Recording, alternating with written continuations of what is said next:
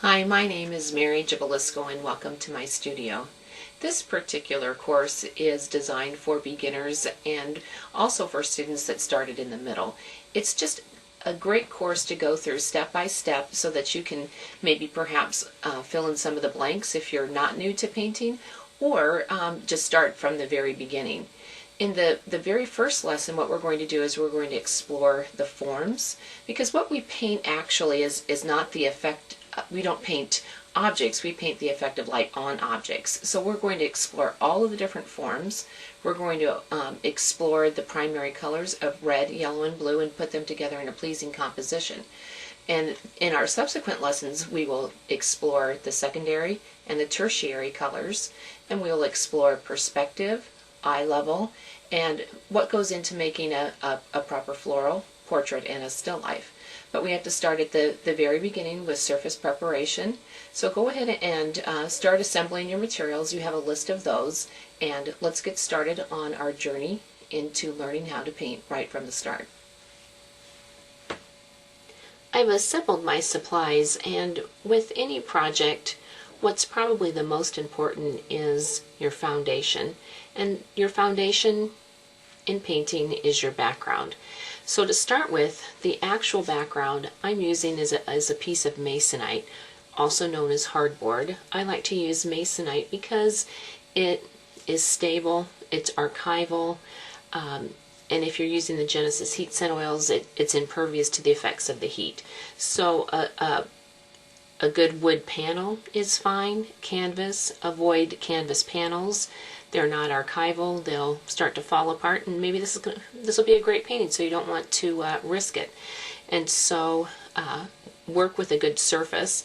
Then what we have to do is we have to put down a ground, and the ground is something that's going to act as a barrier between the oil paint and our surface. Now you can put down gesso, but we're going to work with an acrylic ground that has color to it. I like to use the DecoArt brand, the Americana, because it's a true acrylic. It is not a latex as it's some of the other craft acrylics. So this is a good paint to work with, and I'm using desert sand. It's a nice, warm, neutral color. I have a roller brush. I hope yours looks a little bit better than mine, but mine is going to work just fine. It is a very soft poured roller. It doesn't have any nubs that you see perhaps on what you use on a wall. So have your supplies ready, and let's go ahead and start prepping. To prep the surface, I have rolled out onto a piece of palette paper my desert sand paint, and I'm going to fill my roller with this paint, and I'm going to fill it evenly. What you don't want to do is squirt this paint onto your surface. You want to put it on a piece of palette paper or a piece of paper, doesn't matter, so that you can fill the roller.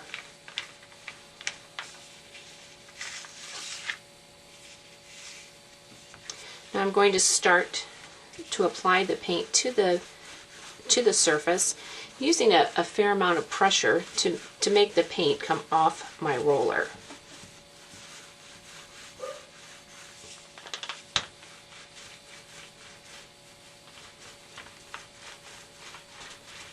Rolling all different directions at this moment just to get the paint on the background. Now look for any impurities. If you see any impurities, any little chunks of dried acrylic, what you want to do is pull that out now. Now here's the important part. I have my paint on. Now, with no pressure at all, I'm coming back and I'm smoothing. I used a lot of pressure to get the paint off my roller, and now I'm just coming back and I'm smoothing. Because what you want with oil paint is you want just a little bit of tooth. You don't want extreme hills and valleys. You just want a little bit of tooth so that the oil paint will adhere. Let this dry thoroughly. You'll know it's dry when you touch it and it doesn't feel cold. Then come back and give it another coat. Just repeat what we just did. And then we'll be ready to start with the next step. These are the next set of supplies that you're going to need. You need a hard lead pencil, 2H, 4H in that range, an L-square ruler, or just any kind of graph ruler that you might have, and then graphite. And graphite paper is what we will use to transfer the design onto the surface. So set aside your graphite paper, and what you're going to do is you also need a piece of tracing paper, and you're going to take your line drawing and you're going to trace it onto tracing paper. Any straight line, I would like for you to trace it using your ruler, and that way all of your straight lines will stay perfectly straight. Then, after you have your design traced, this is something that's very important in a still life, and this is called proving a design. This is why you do it in pencil. What you will do is you will fold your design in half with the pencil sides out, and your goal is to be sure that the symmetrical side stays symmetrical. I'm checking that the handles are exactly the same, and they're not. So I'm going to come in, you can use a regular eraser, but I have this battery operated one, so I like it, I'm going to use it.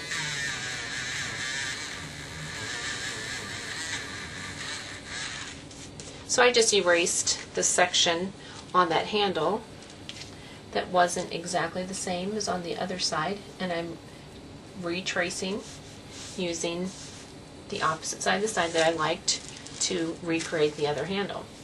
I'm checking that the lip of this crock is exactly the same on both sides. I'm checking that the side of the crock is exactly the same. Now the decoration, it can be asymmetrical because it wouldn't be absolutely perfect. Organic objects, such as the pear and the cherry, they're not symmetrical either, so don't worry about that. But go ahead and trace your design, and then fold it in half to be sure that the symmetrical sides match. And then we'll use this fold line in just a moment. I'm taking my line drawing and positioning it so it just fits on here comfortably side to side. You always want things to be off center, but considering that this is an asymmetrical overall line of design, you don't have to worry about that too much. So what you're going to do is you're going to use this fold line to be sure that your design is sitting on your surface straight. What I like to do is put one line on the bottom of the piece of masonite or my surface, and then take and maneuver my tracing until this tracing fold line lines up exactly with the side of the ruler. When I'm sure that I have it on there perfectly straight, another check, because this is an eye level still life, and we'll talk a little bit more about that when we get to it, but all of our straight lines should form a right angle with the side of our surface. So now that I'm sure that this is on here straight, I'm just going to tape it down.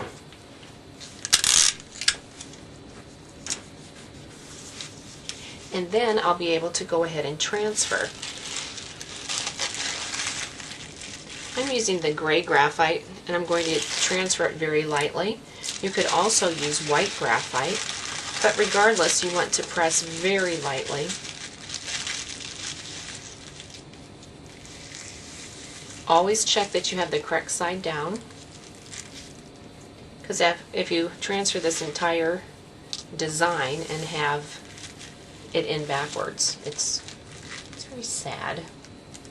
I'm using a stylus. You could use a pen, you could use your pencil again, but I like to use the stylus because it makes for a very, very thin line. Now I hope you notice that I'm using a ruler, and the side is butted up against the side of my masonite.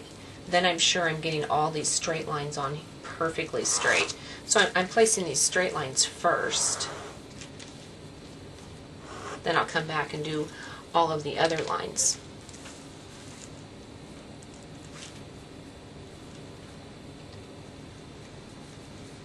Now this is where I usually give it a little check.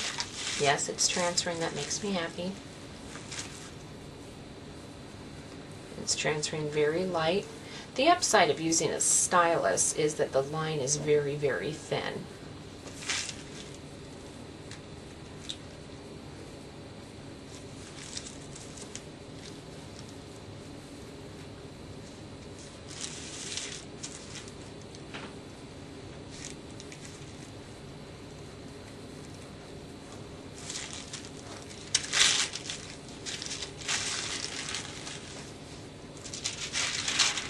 I remembered everything except for that little decoration line going across, so I'll just quickly place that on.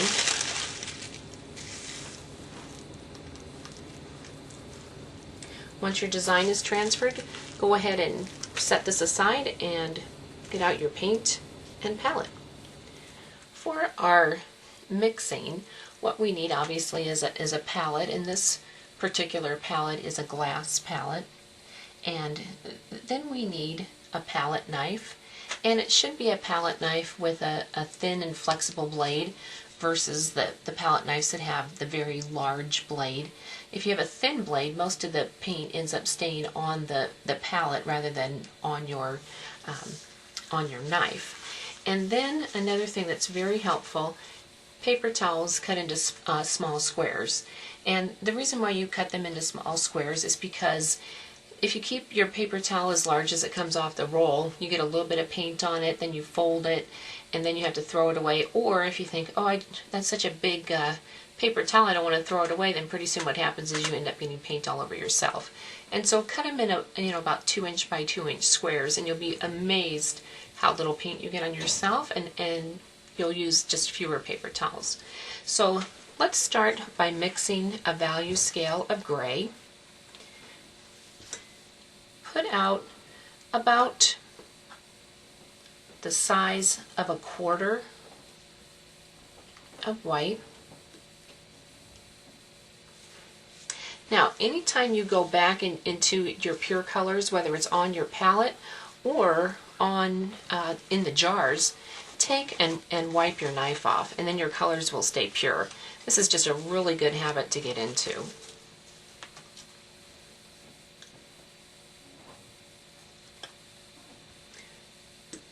I'm putting out maybe about half as much of the black.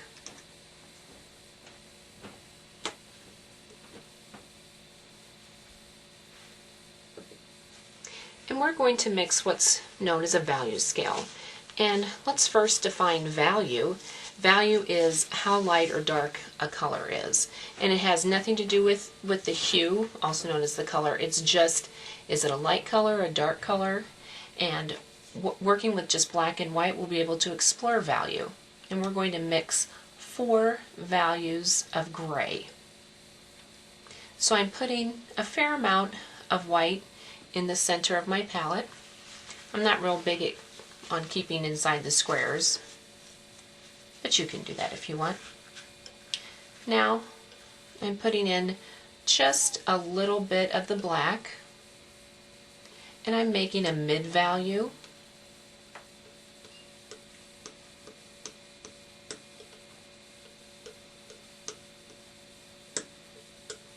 Now I do have some students that take and put a piece of paper underneath of the color of the project, and that's always a good thing to do. Then you'll know exactly what your colors will look like when they are on your surface. So I'm just mixing this mid value of gray using white and black, and I think that's going to be just fine. Now I'm going to take a portion of this and just really about 1/4 and move it up on my palette, because what I'd like to do is make a lighter value, and the lighter value will come by adding white. Notice that I have them right next to each other. They're not spread all over, and the reason for that is that it's a judgment, because values are in relationship to each other. So is this value lighter than this value? Yes, it is. Now if it were way over here, I probably wouldn't be able to tell that. Let's make a darker value. So I'm going to take, again, maybe about 1/4 and I'm going to add some black. And what you'll be amazed with when you do this type of painting is how little paint you actually need. Now this one is a little bit darker, and I'd like to have one darker yet. So you always go to the pile right above or below. So I'm not going to go back to my medium. I'm going to that first dark that I made, and then I can just easily get slightly darker. So I hope that you can see this value scale getting gradually lighter or darker depending on which direction you're coming from. I have them all in a row so that I can judge. So go ahead and mix the 4 values of gray, and then we'll apply them to our surface and we can start talking about light source. The brush that I would recommend that you start off with is a number 12 flat or filbert, and it should have short bristles on it because with oil painting, if you have long bristles, they just separate, and we're going to take short pulling strokes, and so you have to have a short brush that will allow you to do that. So number 12, a flat or filbert, works really well. This is an eye level still life. I'm getting a piece of tape, and I'm going to put that across the bottom. And what an eye level still life tells you is that every elliptical line is perfectly straight. So for example, we know that the top of this crock is a perfect circle, but because it's right at our eye level, it's not below, it's not above, it's just right at our eye level, all of those elliptical openings just go perfectly straight. So that is a great way to start if you're a beginner, because you don't have to worry about those oval openings. So if you put a piece of tape across, then you'll just have to worry about proper blending.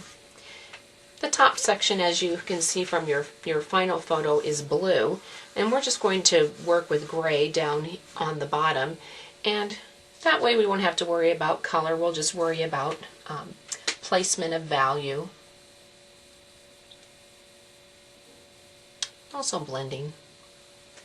Now, because our light is coming from the upper 1/4,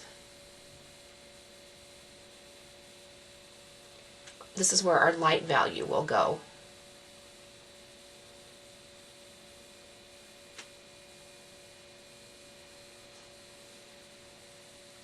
Now, one thing that I want you to notice is how I loaded my brush. I loaded my brush holding it all the way back. You turn it over and you load the opposite side and you pull away from the pile. Don't just dab, dab, dab, dab, dab, dab, because then what happens is you don't have enough paint on your brush to actually apply. And you should be able to put enough paint down that the background is very easily covered. Now I'm going to wipe my brush, and there's a method to everything. You wipe your brush by pinching. And what you don't want to do is rock back and forth and back and forth and back and forth, because what that does is break all the hairs by the ferrule. Wipe by pinching. And this also gets your brush parallel again, because it might have gotten a little curved while you were blending. So I laid in that light value. Now watch as I lay in this medium value, again pulling out from the pile, loading both sides. And also notice how flat my brush is. If you're used to painting in acrylics upright, you just want to have your brush back and flat. And so I have my brush loaded with the medium value and back, flat, using all of the brush, not just the tip. But notice where I'm setting my brush down first. I'm setting my brush down first right in to that light value. Curving around. Now you can rotate your surface if you wish. I'm setting my brush partially into that light value, and then what that will afford us, wiping by pinching first, is the ability, no pressure on the brush, to come in and softly blend those values together. Now I'm not at all worried about brush strokes. That's something we can get out later. I'm just, with no pressure on the brush, just tickling the light and the medium together. Notice I'm not going across, I am going with the values. I used a lot of pressure. I'm going to continue to fill in that medium value area.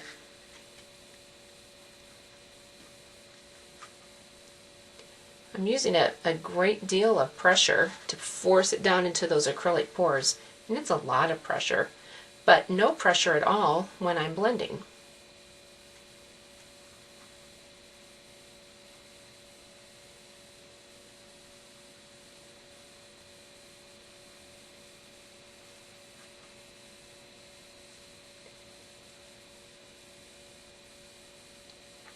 Now, when you start to do this on your own, you do have in your information a value placement guide, and it'll show you exactly where to place these values, and it's all just based on that upper right-hand light source. Now, one thing that we need to talk about, how do you get that crisp outside edge? To get that crisp outside edge, and we've been talking about holding your brush back, to get that crisp outside edge, load your brush with the value that is in that section, which in this case is the medium value. And can you see my brush just scooting along? This is called walking the brush. And what this will do is it'll create that real crisp outside edge. And you always want to be working over your surface. So you'll notice when we do the other side, I'll rotate and have my brush over the surface, the opposite side when we do the left side. So now we have the medium value and the light value in.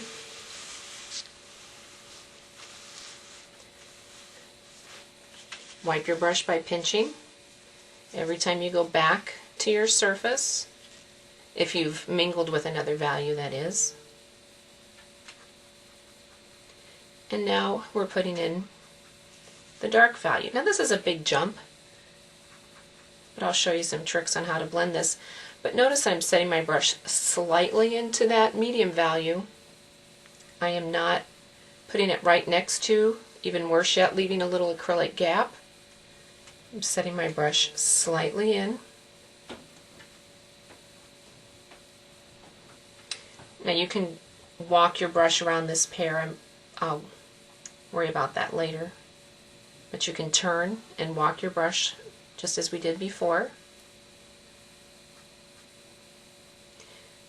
Don't take it all the way down. Some of that will be your low dark, lower in value, lower in your palette, your darkest value. Now this is a big jump, and you can blend as we did before. Brush half on one value, half on the other, short pulling XY strokes with no pressure. But another thing that you can do is you can do the zigzag blend. And what that is I'm taking my brush and I'm just zigzagging back and forth. And then what I can do is come in. Again, no pressure on the brush, and just blend. And what I did is I introduced some of the dark value into the medium and some of the medium into the dark.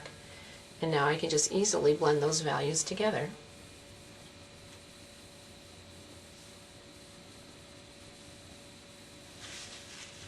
I'm going to load my brush with my low dark value, which is the lowest on my palette, the darkest value of all.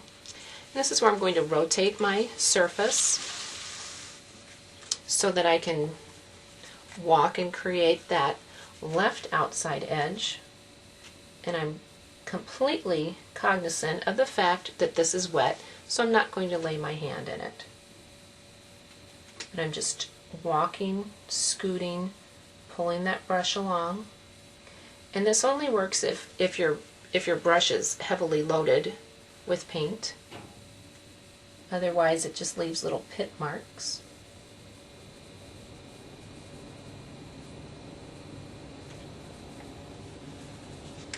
Now I can go ahead and fill in the rest with my low dark. Now you can't really see it, but I do have a piece of tape down at the bottom. You can use drafting, magic, scotch, anything that you have. But what that does is I can just get very sloppy down there. It just doesn't matter.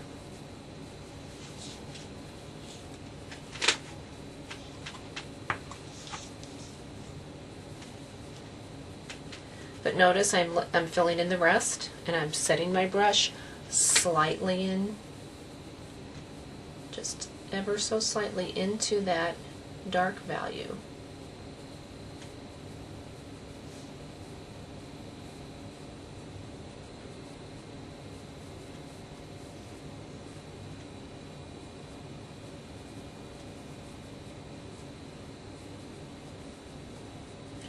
Now I've blended as well as I can.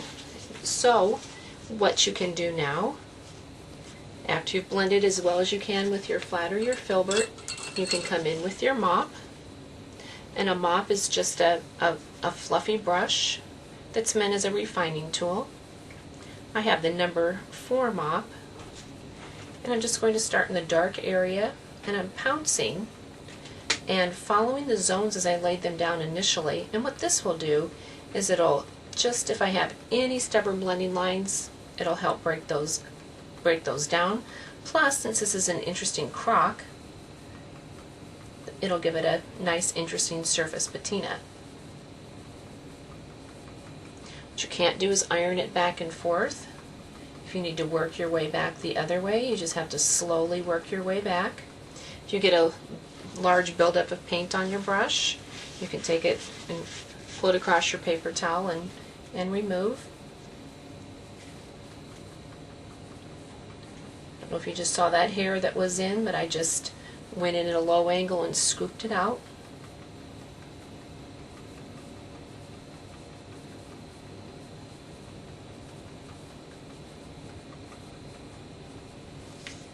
And there we have a value scale of gray, creating the first stage of the lower section of our crock. Let's go ahead and put in the top blue section of our crock. I'm adding blue to our palette. Blue is a primary color. A primary color is a color that it means first, and it's a color that you cannot mix. It's a color that you have to actually obtain. All the other colors, some of the other colors, yellow and red, primaries you have to obtain. And as we go along, you'll see that some of the colors you can mix. So I've put blue on the palette, and a great way to make blue lighter or darker is with white and black, but that's what we already have here. So what I'm going to do, because I wouldn't want these grays to go to waste, I'm going to add blue to each value of gray. And we'll be able to just take this value scale and alter it. Now again, a great way to make a value scale of blue is with black and white,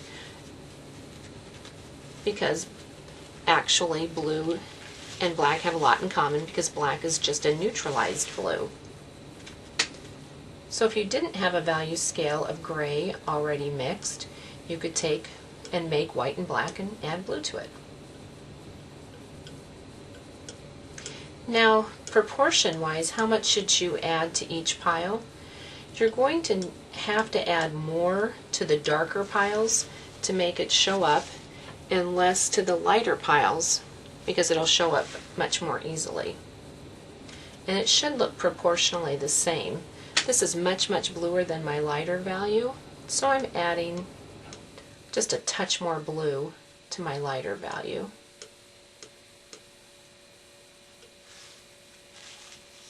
Wiping my knife each time I go back to that blue so it stays pure.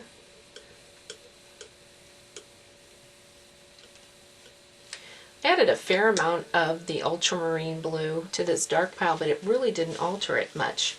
What's very interesting with ultramarine blue, it looks like a very strong color. It's actually a pretty weak color. So that's something else to learn about your paint, which are the strong colors and which are the weak colors. And now you know that ultramarine blue is actually one of the weak colors, even though it looks like a quite potent one. And we'll talk about the chemistry of all the paints as we use them. Now, what if you get too much blue in your gray pile? Well, what you have to do is then mix more gray and add that to the overly blue pile. It's the only way out. So, the lesson to be learned there is add your blue little by little.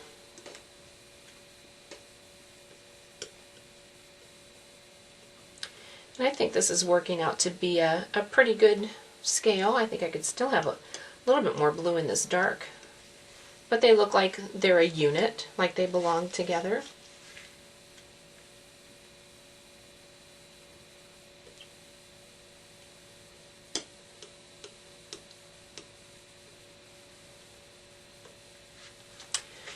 But think about blue.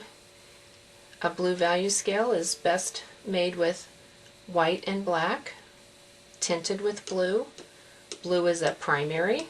It's a color that you can't mix. It's a cool color. And we also know that ultramarine blue is a weak color in terms of chemistry. All right, let's start painting on our surface.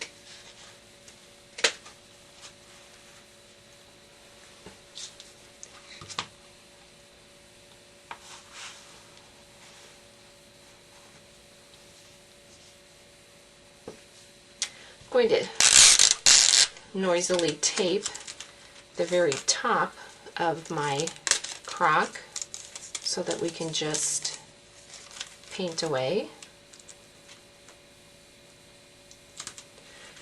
And you may wish to take your ruler and double check that your tape is perfectly straight, because we went through all that effort.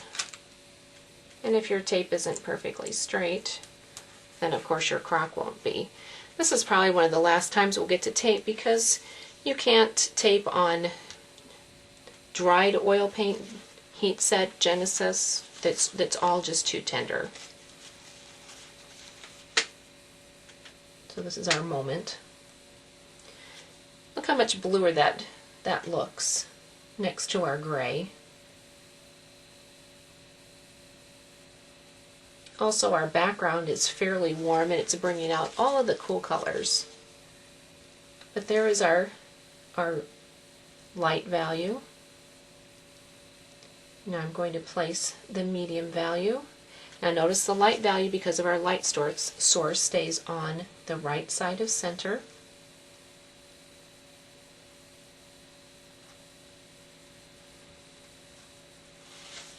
I'm going to turn this so that I can carefully create that outside edge.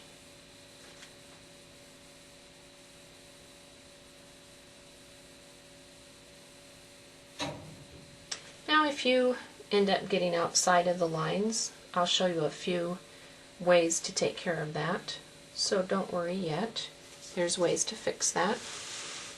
I'm going to put this back upright so that I can blend correctly. Again, watch that you're not cross-blending. You have to be sure that you're following the values. So medium value here, light value, no pressure, and just melting those values together. Now I can go on to my first dark. Remember, D stands for dark, which is the dark that's next to the medium value on your palette.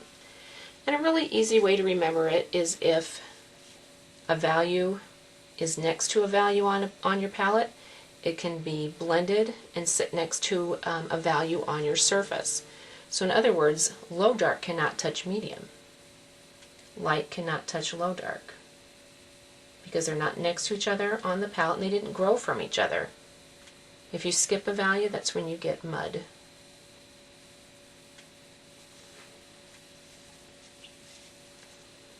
Just going to double check my blending.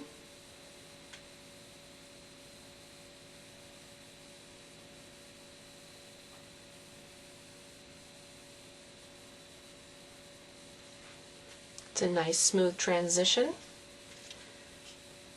I'm going to take up this tape. I love to pull up the tape because then you can see what you really have, and it just makes it so much nicer and neater.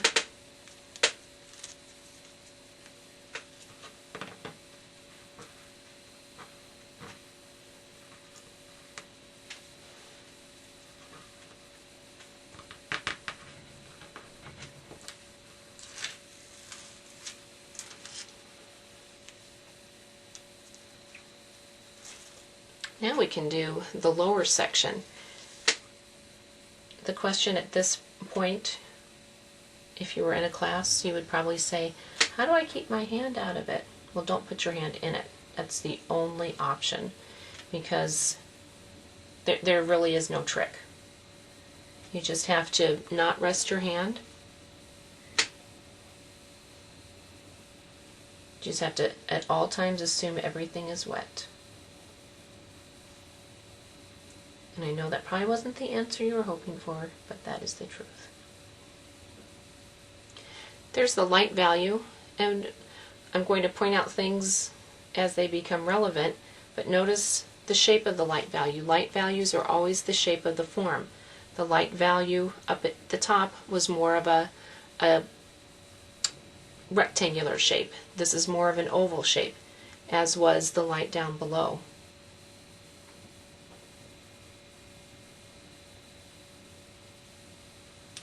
Getting slightly darker with the medium value. Now you don't have to be absolutely perfect where these values meet, because we're actually going to come in and blend them slightly. So now I have in my light value and my medium value.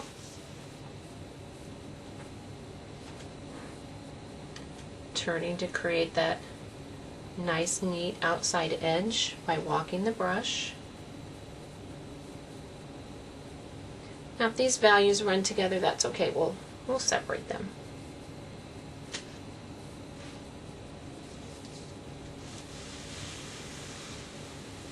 And constantly rotating your surface is not a bad thing.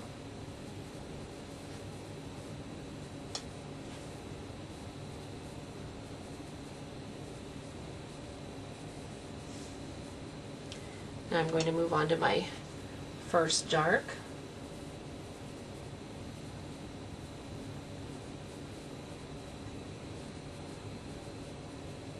Again, a lot of pressure when I'm laying this in,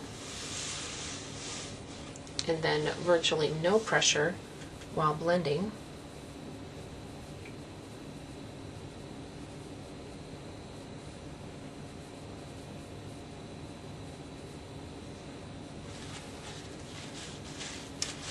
And now I'm going to put in that low dark outside edge.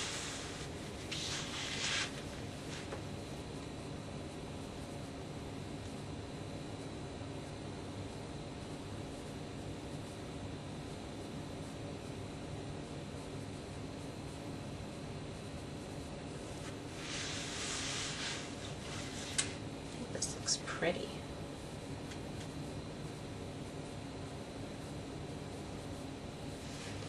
Blending. Now I'm just going to blend ever so slightly where these values meet.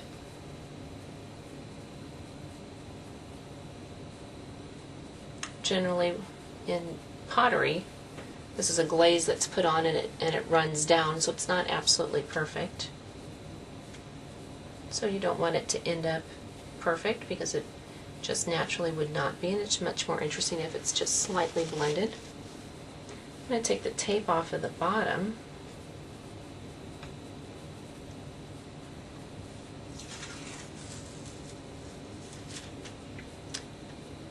And this is what I'm checking for now at this point. I'm checking for ridges. And if you have a ridge, what you will do is you can take a single ply of tissue or a paper towel, and you're going to lay it across your surface, and wherever you see a ridge, just take your mop and run it across that ridge, and that should blot it up. Because if you have a ridge, you're going to always have a ridge, so you want to blot up any ridges.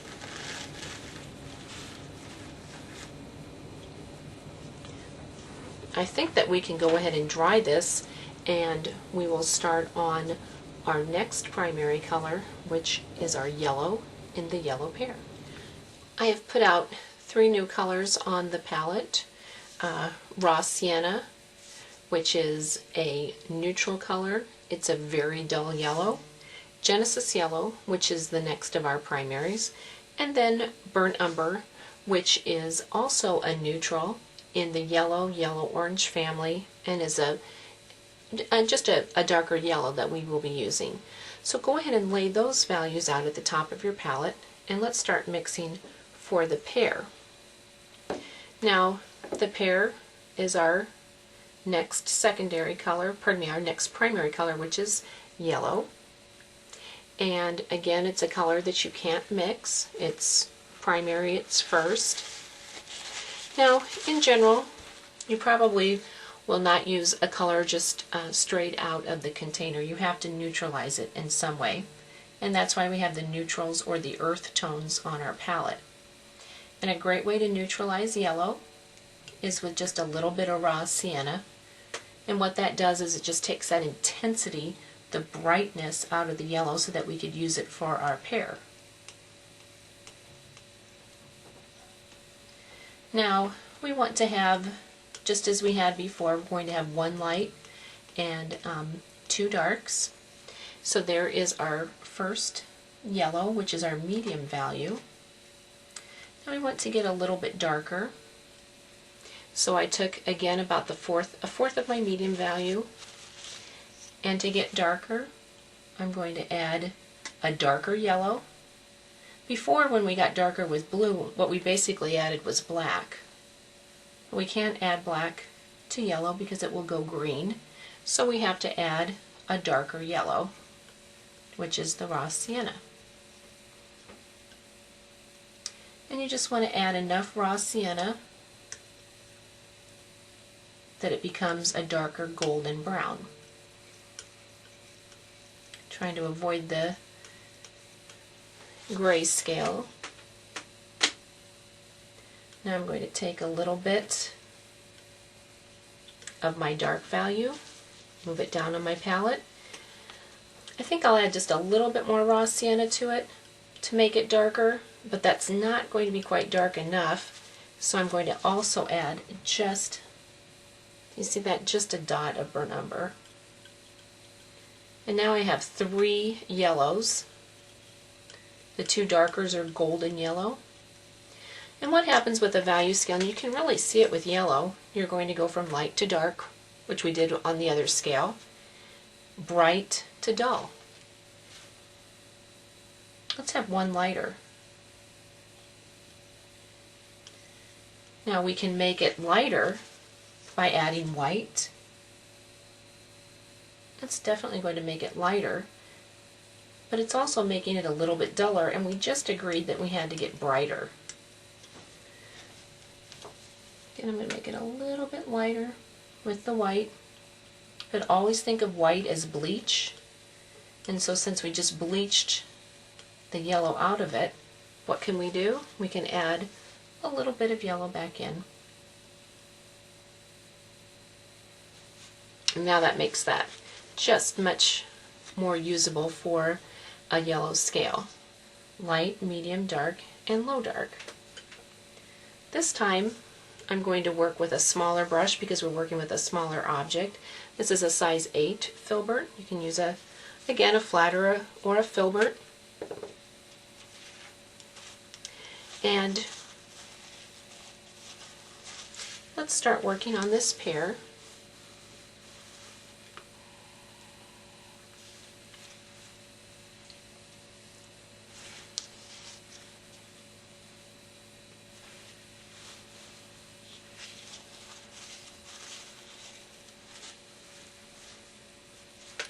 We'll work each section separately. This is a sphere shape, also known as a ball, and that's the kind of volume that it has. It's very round. Again, notice the highlight, and let's work with this sphere independently of the other section. And so the highlight is very round, and it's in the upper right, and it's above the center line. I'm going to place the medium value, and everything that we talked about before is valid. You want to be sure that your brush is half on one value, half on the other as you apply this paint, so that you can just very easily blend the sections together. Now you'll rotate your surface and then come in and just coax the values together. Don't cross blend.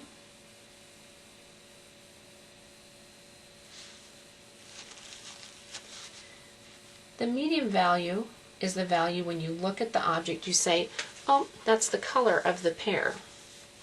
And so I think that color is fine. Get that outside edge.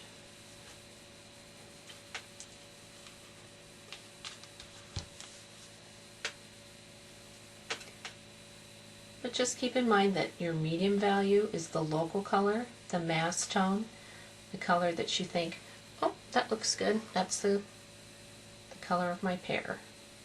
So if yours is too brown or too bright, it's your medium value that you will adjust.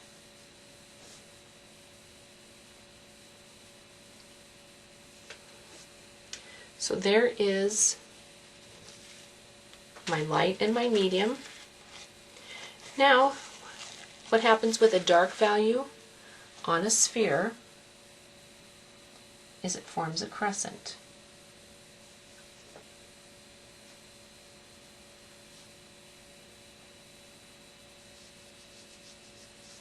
And the crescent starts at the top,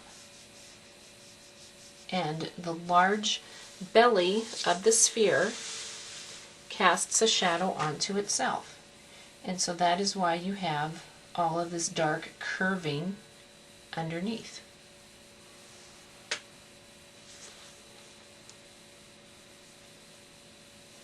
Now I can come in with my low dark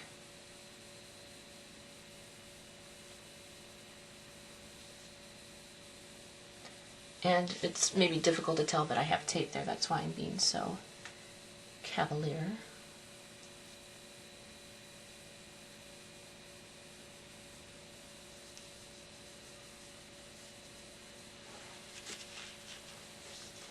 I just blend these values together, and it's the combination of having the light in the upper 1/4 and having the crescent of dark. Notice that it starts on the top left and curves all the way over onto that right side.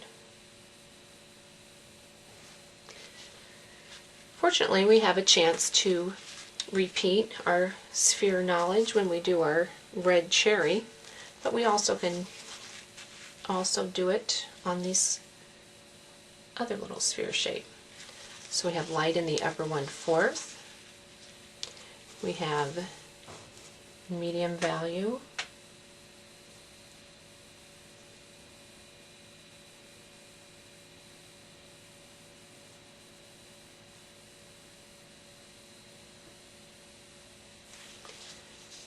Then I'll drop down one and use the dark that's right below medium.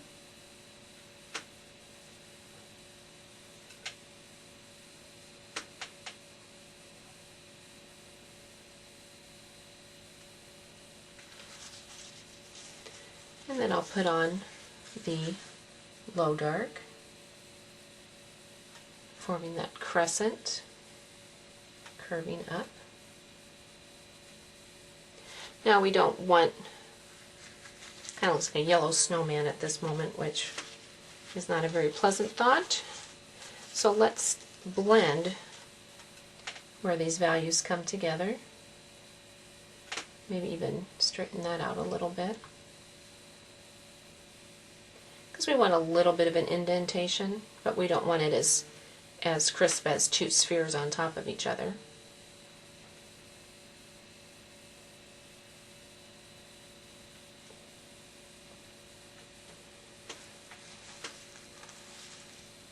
So now we have our yellow pear in, and we know how to make a sphere, light in the upper 1/4, the crescent of dark. And to make yellow, a yellow value scale, you work with yellow, and then with the darker yellows that are on our palette, raw sienna and burnt umber. Let's move on to red. I've added 2 more paints to the palette, the Genesis Red in the quinacridone crimson. If you're using traditional oils, it's alizarin crimson is what you could use here. This is our third primary. It's a true red, and it will allow us to create yet another value scale.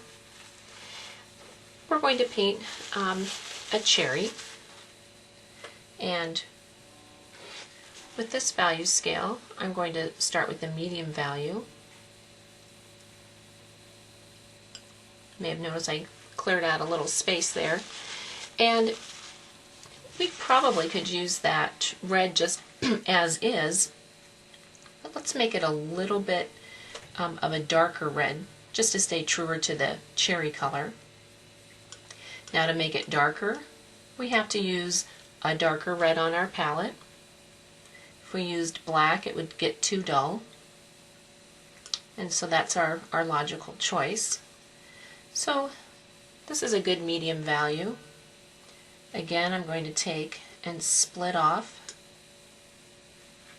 and move about 1/4 of it down on my palette. And to get darker, again, using our darker red, which is the Quin Crimson.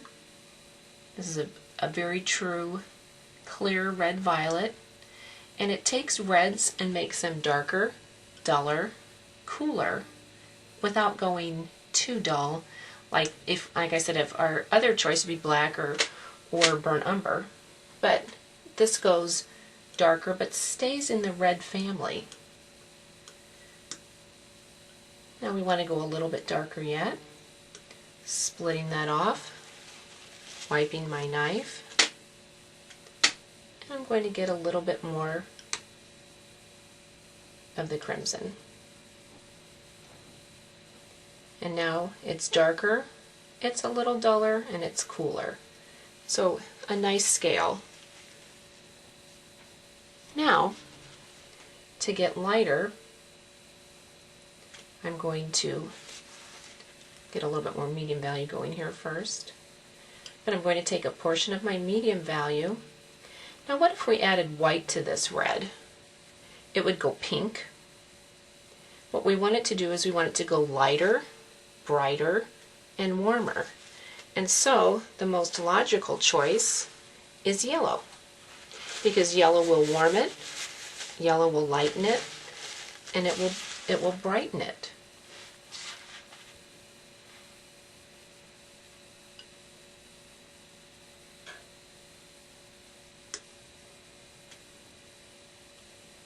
It's gone to the orange side, and that's exactly what we needed it to do. So to me it's very interesting with this red scale. What we actually have is red going to orange, and then red going to red violet, and then going to, we could add a little blue to this, and this would be a true violet. And so with a red scale where you want it to stay in the family, what you do is you work that side of the color wheel.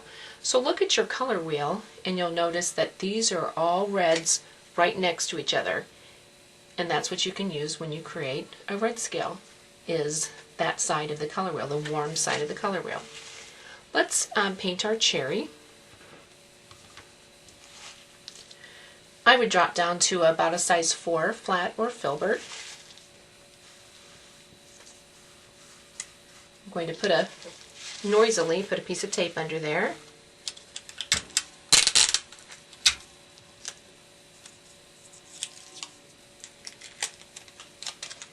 And then we can just paint away.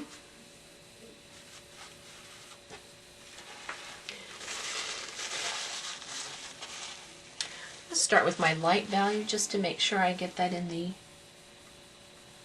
upper section.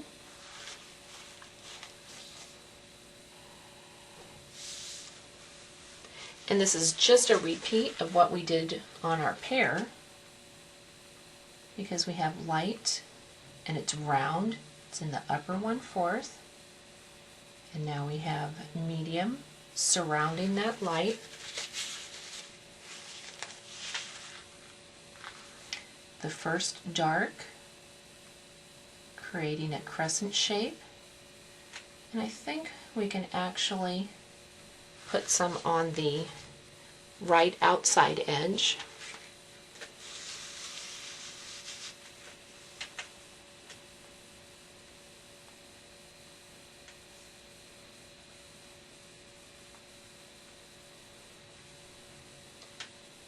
blending with the brush, half on one value, half on the other, just coaxing those values together. And then finally coming in with the low dark.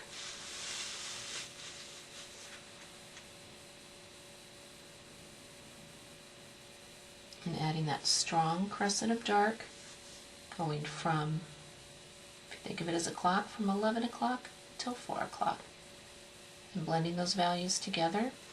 And something this small, what you have to watch out for is that your low dark doesn't touch your light, your medium doesn't touch your low dark, that everything has that buffer.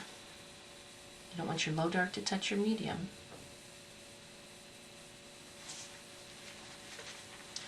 I'm going to pull off my bad looking piece of tape, and there's my cherry. So we've worked through red, yellow, and blue, all of our primaries. We just have our handles to do, and then we'll have stage 1 finished. We're going to make the handles brown just to help repeat some of the colors from down below up above. And so I'm just going to work with our earth tones and basing in the handle with burnt umber. Remembering that walking of the brush. So I'll turn it anytime I need to have a nice crisp straight edge.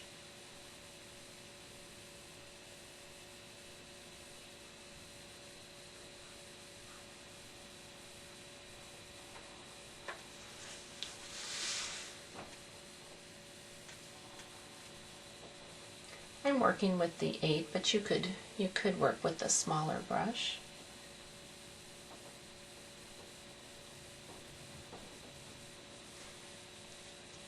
Now on the inside of the handle, where it's away from the light source, that's where I'm going to place black.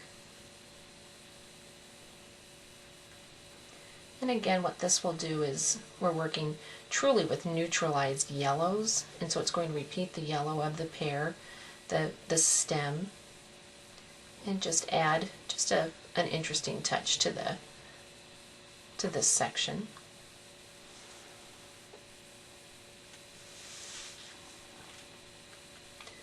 And then through the center of the handle, place raw sienna. I'll let this real quick.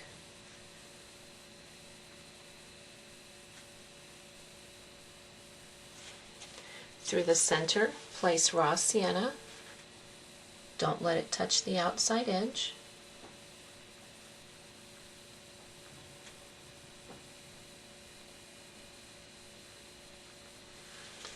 And do the same on the other handle, and dry everything and get ready for the second stage.